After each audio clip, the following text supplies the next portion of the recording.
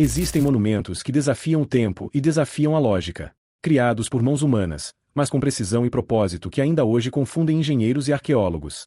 8 maravilhas, enigmas que resistem à passagem dos milênios. E cada uma delas parece carregar algo que vai além da arquitetura. O que realmente sabemos sobre elas? Teriam sido apenas símbolos de poder? Ou seriam parte de um pacto esquecido com forças além da nossa compreensão? Prepare-se! Nem todas as maravilhas foram feitas para serem vistas.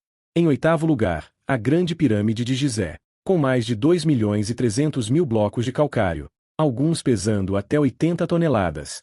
Ela foi construída com uma precisão que desafia até mesmo engenheiros modernos. O monumento é perfeitamente alinhado com os pontos cardeais da Terra, com um erro de apenas 0,05 graus. Isso, sem bússolas, sem computadores, sem satélites. Como os antigos egípcios conseguiram mover essas pedras titânicas? A explicação oficial fala de rampas de areia, força humana e décadas de trabalho. Mas há quem diga que essa história não se sustenta. Teorias alternativas sugerem que os egípcios conheciam técnicas de fusão de pedra ou que tinham acesso a tecnologias esquecidas. E há, claro, os que acreditam que a resposta não está na Terra. Os mais ousados falam em contato com civilizações alienígenas, ou seres de conhecimento avançado que ajudaram a guiar a humanidade em seus primórdios. Pura ficção, ou uma pista escondida entre os blocos da pirâmide. Recentemente, cientistas descobriram uma câmara secreta no interior da pirâmide. Um espaço que ficou intocado por mais de 4.000 anos. Mas até hoje, ninguém sabe o que existe lá dentro. E talvez, nunca venhamos a descobrir. Em 7º lugar, o Farol de Alexandria. No fim do mundo antigo, onde o Nilo encontra o mar, erguia-se uma torre tão poderosa, que parecia tocar os céus. O Farol de Alexandria. Construído por ordem do faraó Ptolomeu II no século III a.C., o farol alcançava quase 140 metros de altura. Era uma das maiores construções da antiguidade, superado apenas pelas pirâmides. Mas o mais impressionante não era seu tamanho. Era o que ele fazia. Escritos do século I falam de espelhos polidos gigantescos, capazes de refletir a luz do sol por dezenas de quilômetros mar adentro. Alguns diziam que, sob certas condições, a luz era tão intensa que incendiava velas de navios inimigos. Armas óticas, conhecimento avançado de refração, ou tecnologia perdida. O mistério se aprofunda quando cientistas modernos tentam replicar o efeito. Sem sucesso. Por séculos, acreditou-se que o farol havia sido engolido pelos terremotos. Mas em 1994, algo foi encontrado. Colunas, blocos gigantescos e estátuas submersas no fundo da Baía de Alexandria. Mergulhadores relataram sentir náuseas, tonturas e, em alguns casos, alucinações auditivas. Como se algo estivesse tentando se comunicar das profundezas. Entre os escombros, foi encontrado um estranho símbolo. Um olho entalhado em uma laje isolada, sem identificação histórica clara. Um símbolo que não aparece em nenhum outro monumento egípcio. A lenda diz que o farol também funcionava como observatório astronômico. Ou talvez, algo mais. Uma torre de vigilância. Não apenas para o mar, mas para o que vinha do céu. Hoje, seus restos dormem debaixo d'água. Mas há quem acredite que o farol nunca teve apenas o propósito de guiar navios. Ele foi feito para proteger a terra de algo muito mais antigo e muito mais perigoso. Em 6º lugar, o Colosso de Rhodes. Uma ilha, um povo que resistiu a um cerco brutal, e uma estátua, para celebrar a vitória. Erguido diante do porto de Rhodes, na Grécia, o Colosso de Rhodes era mais do que uma estátua. Era um aviso. Tinha mais de 30 metros de altura, todo feito em bronze fundido. Alguns dizem que foi construído com metal derretido das armas dos inimigos derrotados. Por 12 anos, centenas de trabalhadores moldaram a figura de Hélio, deus do sol. De braços erguidos, ele vigiava os céus e os mares. Mas até hoje, ninguém sabe ao certo onde ele foi erguido. Teria ele ficado de pé sobre as duas margens do porto, com os navios passando entre suas pernas? Ou estaria sobre um promontório rochoso, olhando silencioso para o horizonte? Não há vestígios. Não há bases. Apenas suposições. Após apenas 56 anos, um terremoto devastador abalou Rhodes. O colosso desmoronou. Os oráculos proibiram sua reconstrução. Diziam que a estátua havia ofendido os deuses. Por séculos, seus restos, braços, pernas, cabeça, ficaram espalhados. Enormes, imponentes, intactos. Em 654 d.C., invasores árabes teriam derretido os restos e os vendido como sucata, levados embora por 900 camelôs. Mas há um detalhe curioso. Não há registro de onde esse metal foi parar. Nem uma única peça reaproveitada. Jamais foi identificada. Mergulhadores modernos relatam estruturas submersas ao redor do antigo porto. Blocos de pedra, marcas circulares, e algo que parece uma fivela gigante de bronze. Teria parte do colosso, afundado com o terremoto? Ou nunca chegou a ser vendido, como conta a história oficial? Alguns textos esquecidos sugerem que o colosso não era só um tributo. Era um selo protetor, um guardião que selava, algo abaixo da ilha. Desde sua queda, Rhodes nunca mais foi a mesma. Em quinto lugar, o mausoléu de Halicarnasso. Quando a morte bate à porta dos reis, alguns constroem túmulos. Outros deixam avisos para a eternidade. Em Halicarnasso, na antiga Ásia Menor, hoje Turquia, ergueu-se uma das maiores e mais enigmáticas construções funerárias da história. O mausoléu de Halicarnasso, erguido no século IV a.C. para abrigar os restos mortais do rei Mausolo. O monumento era tão grandioso que seu nome virou sinônimo de túmulo até hoje. Mausoléu. Mas o que poucos sabem é que ele não foi apenas um símbolo de luto. Ele foi um ritual de poder, mandado construir por sua esposa e irmã, Artemísia II. O mausoléu misturava elementos gregos, egípcios e mesopotâmicos. Um cruzamento arquitetônico jamais visto antes. Como se quisesse invocar forças de todos os cantos do mundo antigo. Alguns estudiosos acreditam que ele não foi feito apenas para honrar os mortos, mas para selar algo junto com eles. Diz a lenda que Mausolo não aceitou a morte pacificamente, e que Artemísia, em desespero, recorreu a práticas proibidas, misturando cinzas do rei em uma poção, que ela própria teria ingerido, unindo-se a ele, em corpo e espírito. Durante escavações no século XIX, arqueólogos britânicos relataram sons metálicos no subsolo. Ferramentas sumiam. Instrumentos quebravam sem motivo. E uma estranha sensação de ser observado se tornava constante. Registros desses incidentes foram posteriormente removidos dos relatórios oficiais.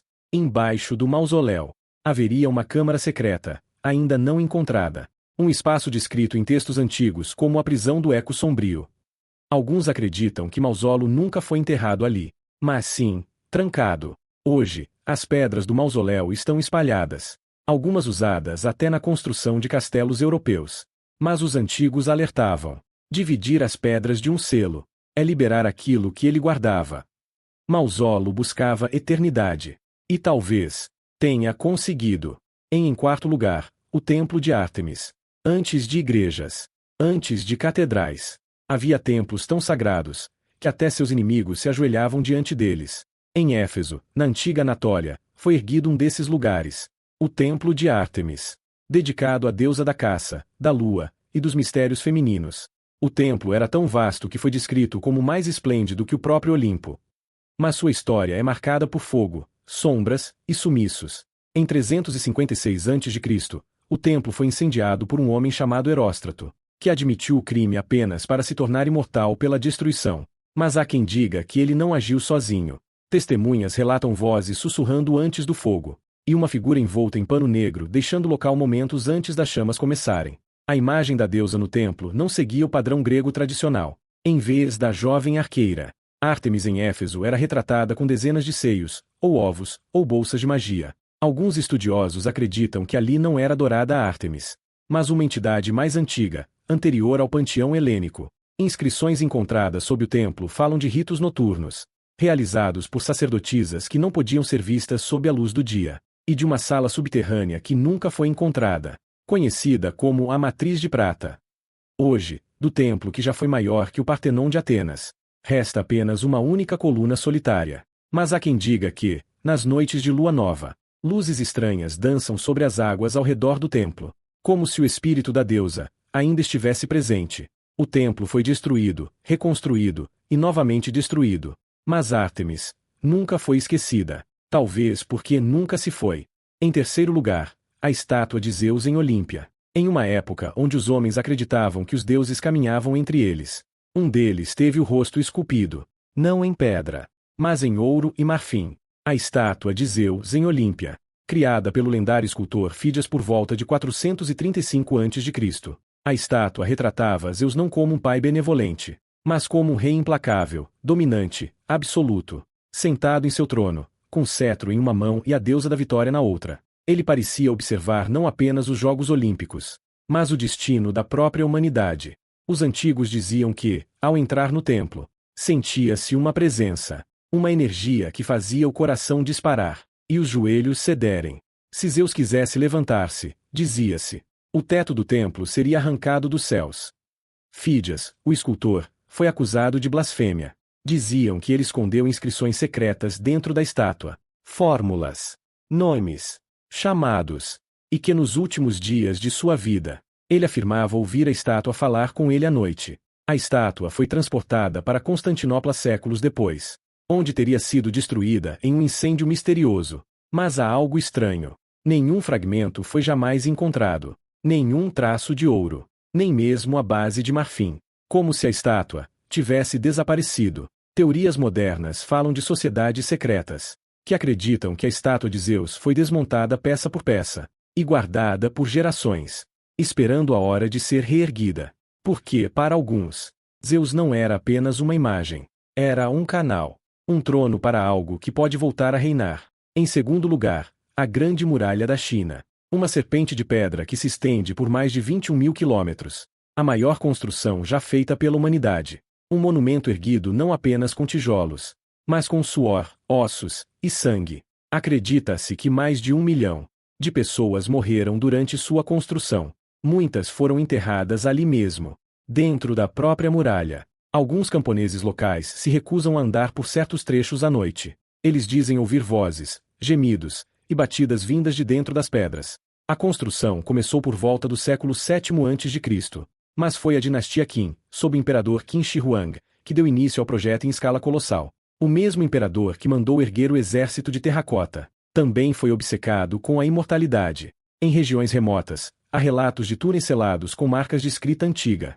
diferentes do mandarim conhecido. Alguns acreditam que essas passagens escondem arquivos secretos do Império Qin, ou artefatos que jamais deveriam ser encontrados. Em 1984, durante uma restauração, trabalhadores encontraram um salão subterrâneo com símbolos taoístas desconhecidos.